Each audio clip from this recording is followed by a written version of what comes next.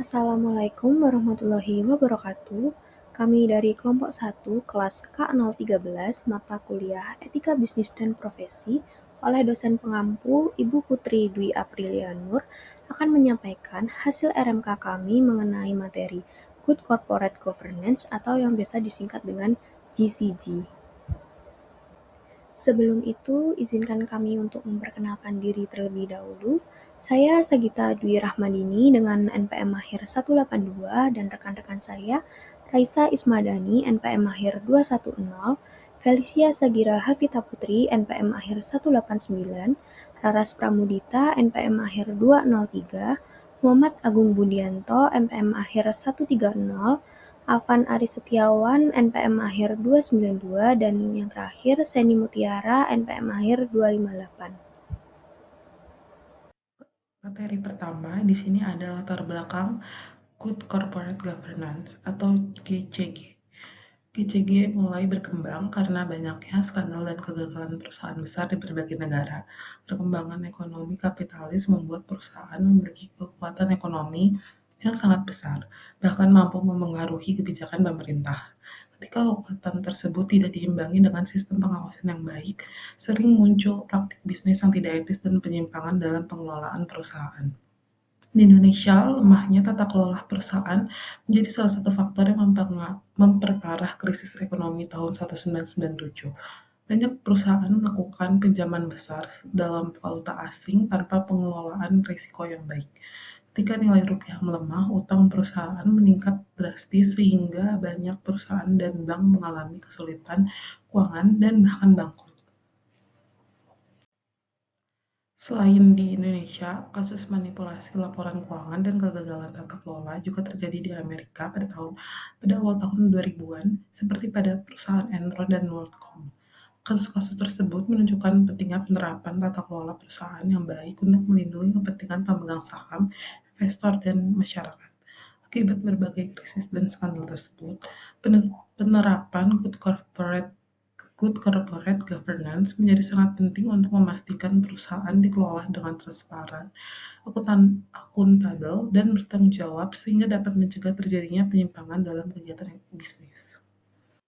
Lalu ada pengertian GCG menurut dari beberapa ahli. Jadi ada 4 ahlinya. Jadi yang pertama ada Cadbury Komite yang menjelaskan dari pengertian GCG adalah seperangkat aturan yang mengatur hubungan antara pemegang saham, pengurus perusahaan, kreditur, pemerintah, karyawan, dan pemangku kepentingan lainnya, serta sistem untuk mengarahkan dan mengendalikan perusahaan. Sedangkan dari Sukristo Agus sendiri, dia mengungkapkan bahwa GCG adalah sistem yang mengatur hubungan antara dewan komisaris, direksi, pemegang saham, dan pemangku kepentingan lainnya, serta proses transparan dalam penentuan tujuan dan penilaian kinerja perusahaan. Sedangkan kalau menurut dari OECD, ialah struktur yang mengatur hubungan antara pemegang saham, direktur, dan manajer dalam menetapkan tujuan perusahaan, cara mencapainya, serta memantau kinerja dari perusahaan itu sendiri.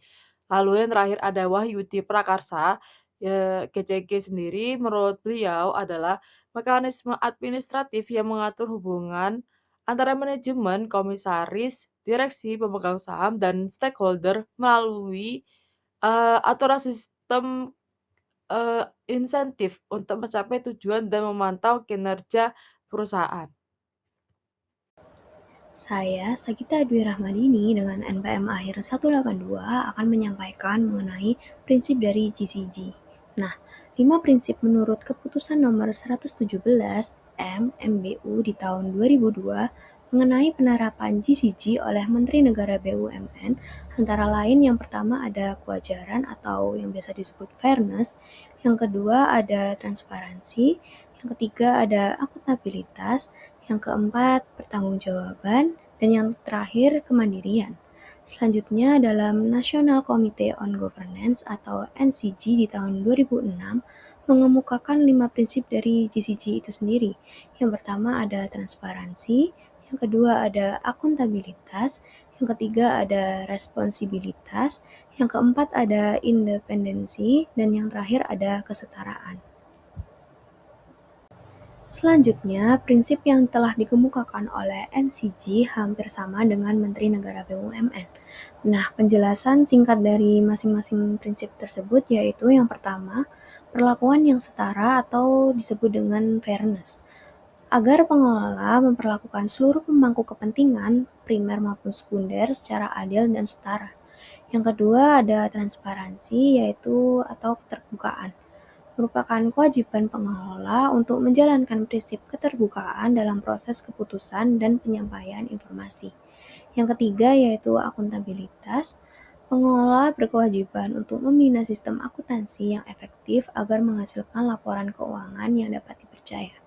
Yang keempat ada responsibilitas atau disebut tanggung jawab, yaitu pengelola wajib memberikan pertanggungjawaban atas seluruh tindakan dalam mengelola perusahaan kepada pemangku kepentingan sebagai wujud kepercayaan yang diberikan kepadanya. Yang terakhir yaitu kemandirian, bahwa pengelola dalam mengambil keputusan bersifat profesional, mandiri, dan bebas dari pengaruh manapun yang bertentangan dengan perundang-undangan yang berlaku dan prinsip pengelolaan yang sehat. Selanjutnya, prinsip-prinsip tadi sebenarnya merupakan jawaban langsung atas skandal yang dihadapi oleh dunia usaha. Nah, skandal yang marak dihadapi oleh dunia usaha terjadi dalam beberapa bentuk, seperti yang pertama, perlakuan tidak adil yang dihadapi oleh pemangku kepentingan. Contohnya yaitu insider trading yang dilakukan oleh direksi perusahaan untuk kepentingan pribadi, sehingga merugikan para pemegang saham publik. Yang kedua yaitu kelemahan dalam menerapkan prinsip transparansi dan akuntabilitas. Contohnya yaitu maraknya rekayasa laporan dan sering timbul insider trading yang dilakukan oleh para eksekutif puncak bahkan melibatkan akuntan publik ternama. Dan yang terakhir yaitu lemahnya wujud kesadaran dan tanggung jawab. Contohnya yaitu muncul kejahatan kerah putih atau disebut dengan white collar crime yang canggih dan KKN yaitu korupsi, kolusi, dan nepotisme yang melibatkan pelaku bisnis beserta oknum birokrasi pemerintahan yang merugikan masyarakat dan perekonomian. Kemudian ada dari manfaat GCG. Jadi yang pertama ada meningkatkan kinerja organisasi serta mencegah ataupun memperkecil praktik manipulasi dan kesalahan dalam pengelolaan organisasi. Lalu yang kedua menurut Jager dan kawan-kawan tahun 2003 manfaat dari GCG adalah meningkatkan kepercayaan investor, menyesuaikan dengan internasionalisasi pasar, menjadi dasar sistem nilai bisnis yang lebih baik, serta meningkatkan nilai perusahaan. Sedangkan menurut Indra Surya dan Ivan Yustiavandana pada tahun 2007, memudahkan akses investasi domestik dan asing, memperoleh biaya modal lebih murah, membantu pengambilan keputusan lebih baik, meningkatkan kepercayaan para pemangku kepentingan, serta melindungi direksi dan komisaris dan tuntunan hukum. Baik, selanjutnya saya akan menjelaskan tentang Good Corporate Governance dan hukum perseroan di Indonesia. Jadi, Good Corporate Governance sendiri atau GCG merupakan sistem yang mengatur serta mengendalikan hubungan antara berbagai pihak dalam perusahaan, seperti manajemen, pemegang saham, pemangku kepentingan, dan lain-lain. Tujuan utama dari penerapan GCG sendiri adalah agar perusahaan dapat dikelola secara transparan, akuntabel, bertanggung jawab, independen, dan adil. Di Indonesia sendiri, penerapan GCG tidak terlepas dari kerangka hukum yang mengatur perusahaan, yaitu dalam Undang-Undang Nomor 40 Tahun 2007 tentang Perseroan Terbatas. Undang-undang ini memberikan dasar hukum mengenai bagaimana suatu perusahaan harus dikelola. Di dalamnya diatur mengenai struktur organisasi perusahaan, hak dan kewajiban pemegang saham, tanggung jawab direksi dan dewan komisaris, serta mekanisme pengawasan terhadap jalannya perusahaan. Dengan adanya aturan tersebut, perusahaan diharapkan dapat menjalankan kegiatan usahanya secara tertib, transparan, dan dapat dipertanggungjawabkan. Baik, melanjutkan dari slide sebelumnya, masih dalam hukum perseroan di Indonesia, ini terbagi menjadi 3 organ utama yang memiliki peran penting dalam penerapan Good Corporate Governance atau GCG, yaitu yang pertama ada Rapat Umum Pemegang Saham atau RUPS, yang kedua ada direksi, dan yang ketiga ada dewan komisaris. Jadi yang pertama ada dari Rapat Umum Pemegang Saham atau RUPS sendiri, merupakan organ tertinggi dalam perusahaan.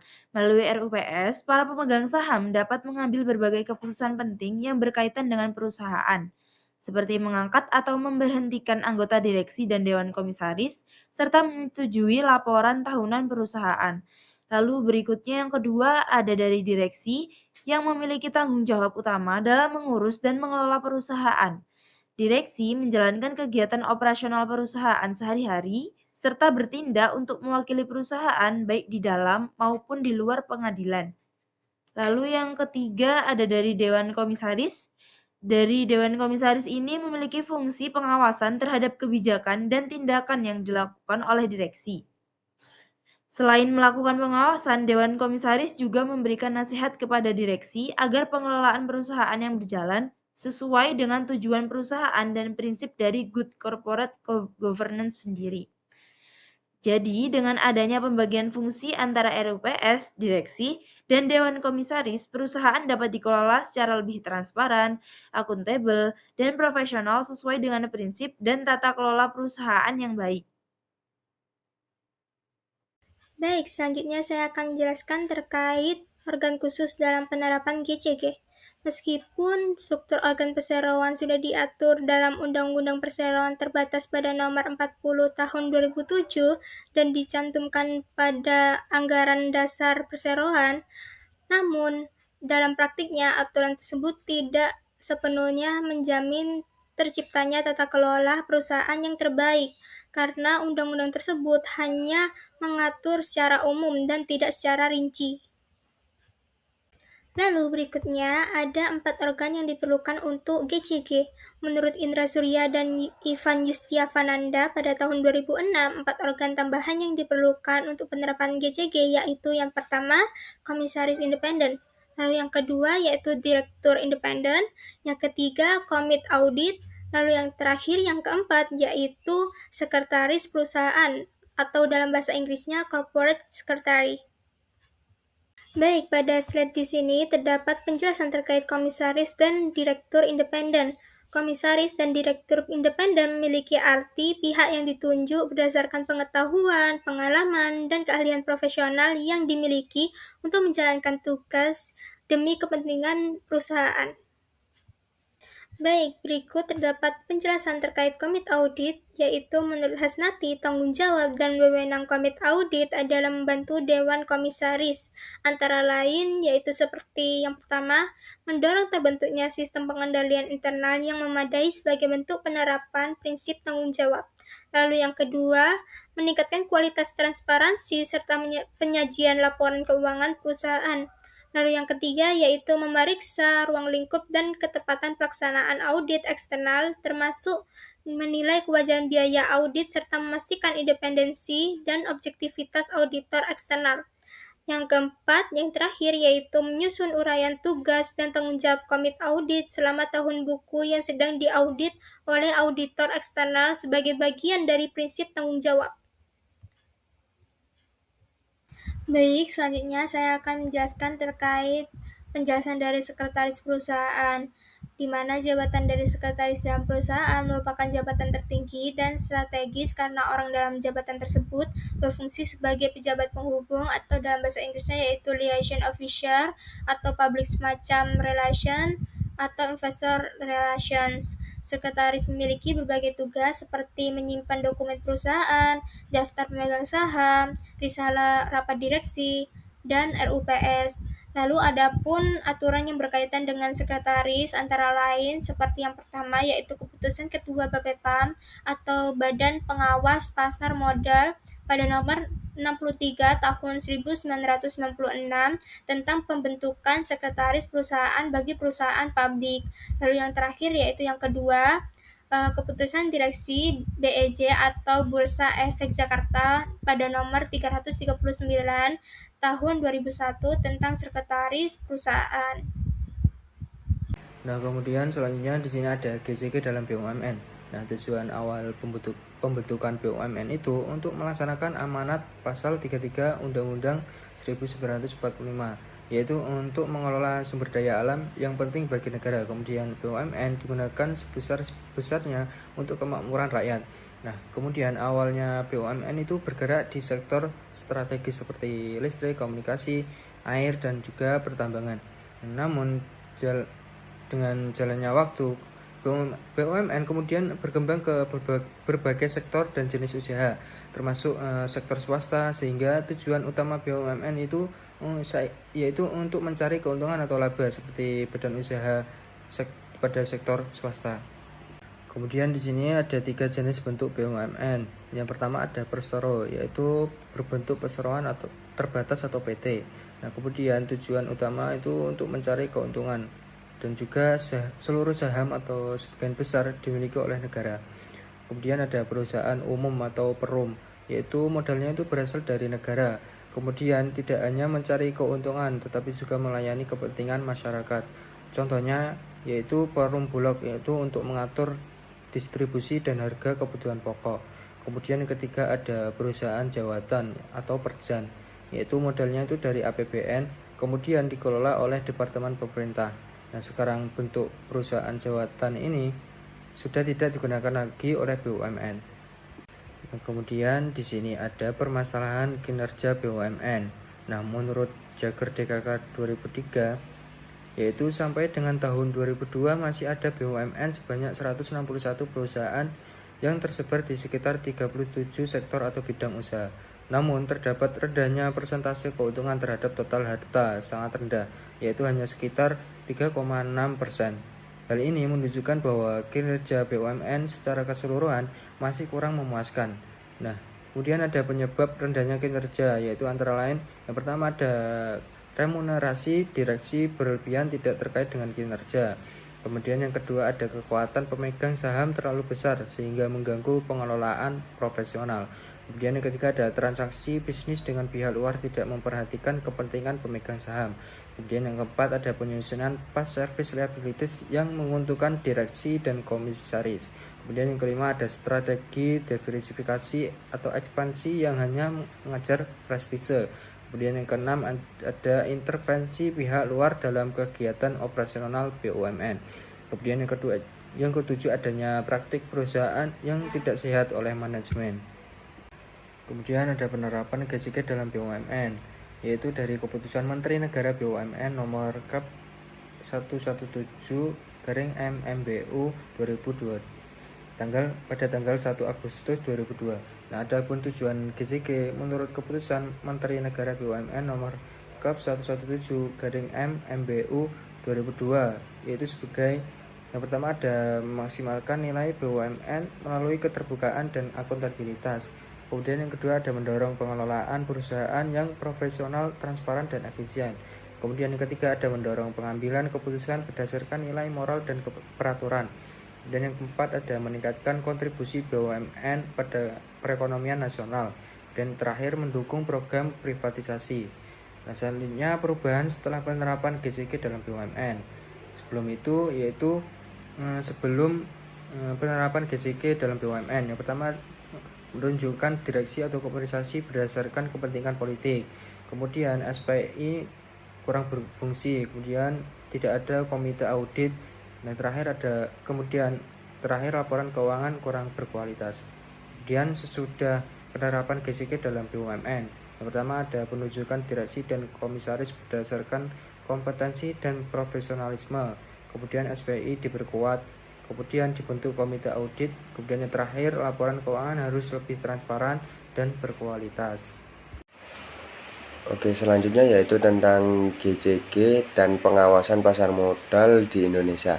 Secara umum, pasar modal dapat diartikan sebagai tempat terjadinya transaksi berbagai instrumen keuangan atau sekuritas jangka panjang.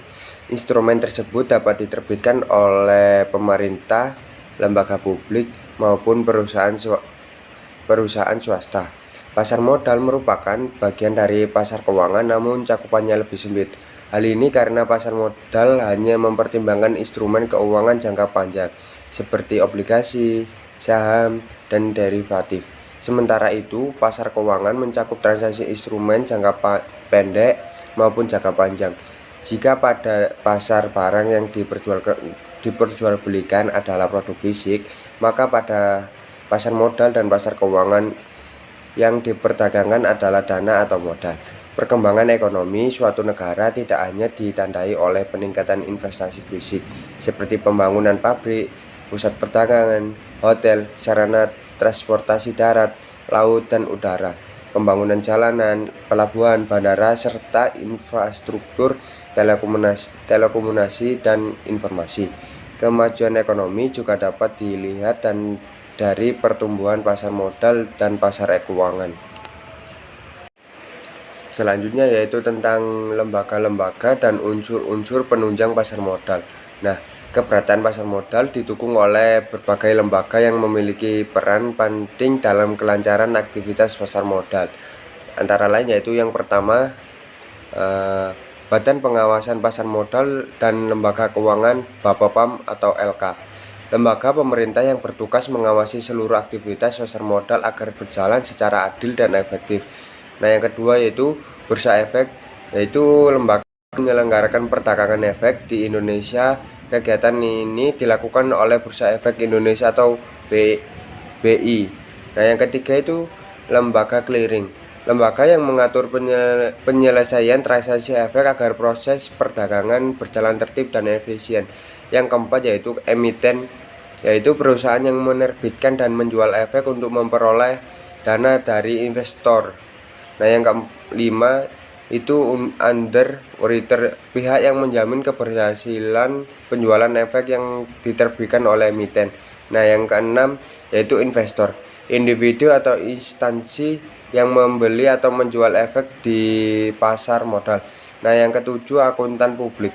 Nah, pihak yang melakukan audit laporan keuangan emiten untuk memastikan kewajarannya. Yang ke-8 yaitu notaris, lembaga hukum yang mengesahkan berbagai dokumen penting perusahaan seperti hasil RUPS. Nah, yang ke-9 yaitu konsultan hukum, pihak yang memastikan tidak ada permasalahan hukum dalam proses penerbitan efek. Nah, yang ke-10 atau yang terakhir biasanya disebut konsultan keuangan, pihak yang memberikan nasihat terkait struktur keuangan, penilaian efek, dan strategi pendanaan perusahaan. Nah, fungsi dan peran Bapepam LK dalam aktivitas pasar modal suatu negara sangat strategis, karena lembaga inilah yang diberi wewenang oleh pemerintah untuk mengawasi semua lembaga terkait dan membuat berbagai peraturan yang harus dipatuhi oleh semua lembaga terkait agar kegiatan pasar modal di bursa dapat berjalan secara adil, efektif, dan efisien. Oke, selanjutnya yaitu peraturan yang terkait tata kelola pasar modal. Untuk menciptakan tata kelola yang sehat dalam pasar modal, pemerintah Indonesia telah menetapkan berbagai peraturan di antaranya.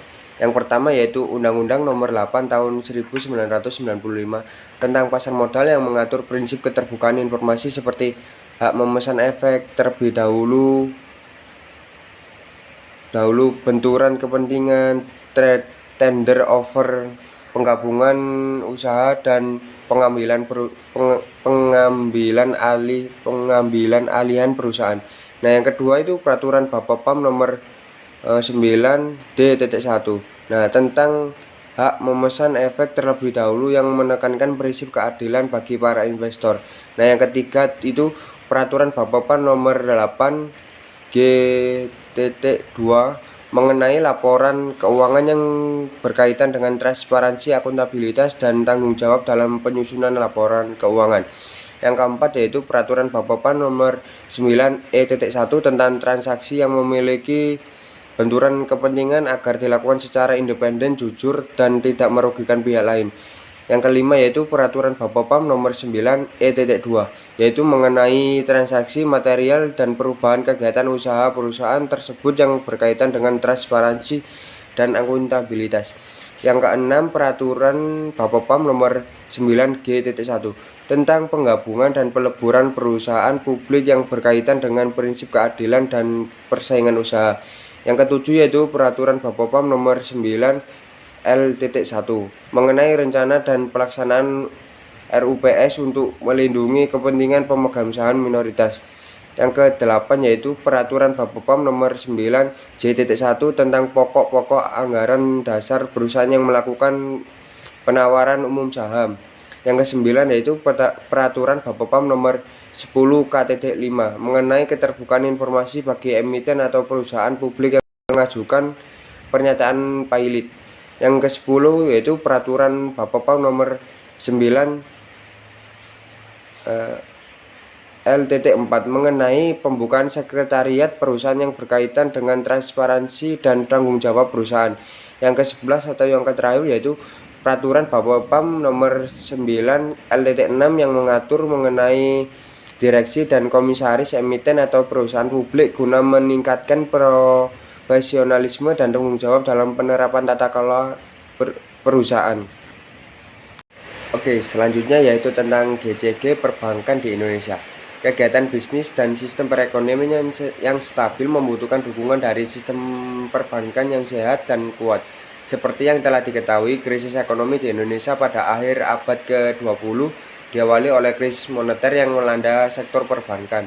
Hal ini menunjukkan bahwa tata kelola perbankan di Indonesia saat itu masih lemah. Untuk mengatasi hal tersebut, Bank Indonesia sebagai lembaga tertinggi yang mengawasi aktivitas perbankan di Indonesia berupaya menata kembali manajemen dan operasional perbankan. Upaya tersebut diwujudkan melalui penerbitan Peraturan Bank Indonesia Nomor 8 atau 4 atau PHBI atau 2006 tanggal 30 Januari 2006 tentang penerapan corporate governance pada bank-bank komersial. Nah, selanjutnya adalah peraturan GCG di perbankan Indonesia. Nah, secara umum peraturan tersebut mengatur beberapa hal berikut. Yang pertama itu prosedur pengelolaan melalui penerapan prinsip transparansi, akuntabilitas, tanggung jawab, independensi, dan kesetaraan pada pasal 1 ayat 6. Yang kedua yaitu tujuan implementasi GCG pasal 2. Minimal untuk merealisasikan yang pertama yaitu kejelasan tugas dan tanggung jawab Dewan Komisaris dan Dewan Direksi. Yang kedua, kelengkapan dan implementasi tugas komite dan unit pelaksana fungsi internal audit bank. Yang ketiga itu kinerja ketaatan fungsi auditor di internal dan eksternal. Yang keempat, implementasi manajemen resiko termasuk sistem pengendalian internal. Yang kelima, ketentuan dana pihak-pihak terkait dan dana dalam jumlah besar. Yang keenam itu rencana strategis bank. Yang ketujuh, transparansi kondisi keuangan dan non keuangan. Nah, yang selanjutnya yaitu yang ketiga, jumlah, komposisi, kriteria, dan independensi Dewan Komisaris pada bab 2 pasal 4 sampai 18. Yang keempat, jumlah, komposisi, kriteria, dan independensi Dewan Direksi bab 3 pasal 19 sampai 37. Komite pada yang kelima itu komite pada bab 4 pasal 38 sampai 48. Yang kelima, ketaatan fungsi auditor eksternal dan internal pada bab 5 pasal 49 sampai 52. Yang keenam, implementasi manajemen resiko pada bab 6 pasal 53. Yang ketujuh yaitu ketentuan dana pada bab 7 pasal 54 sampai 55. Yang ke-8 yaitu rencana strategis bank pada bab 8 pasal 56. Nah, yang ke-9 aspek transparansi kondisi bank pada bab 9 pasal 57 sampai 58. Nah, yang ke-10 konflik kepentingan dan pelaporan internal pada bab 10 pasal 59 sampai 60. Dan pada bab 11 laporan dan asesmen implementasi GCG pada bab 11 pasal 61 sampai 66. Nah, yang selanjutnya Pak 12 yaitu implementasi GCG di cabang luar negeri, yaitu bab 12 pasal 67 sampai 68. Nah, yang selanjutnya itu sanksi-sanksi pada bab 12 pasal 69 sampai 75, dan selanjutnya itu ketentuan peralihan pada bab 14 pada bab X1V pasal 78 itu 76 sampai 77, dan yang selanjutnya yang terakhir yaitu ketentuan penutupan pada bab XV pasal 78. Sekian hasil penyampaian RMK dari kelompok kami mengenai materi Good Corporate Governance. Apabila ada salah kata mohon dimaafkan. Terima kasih. Wassalamualaikum warahmatullahi wabarakatuh.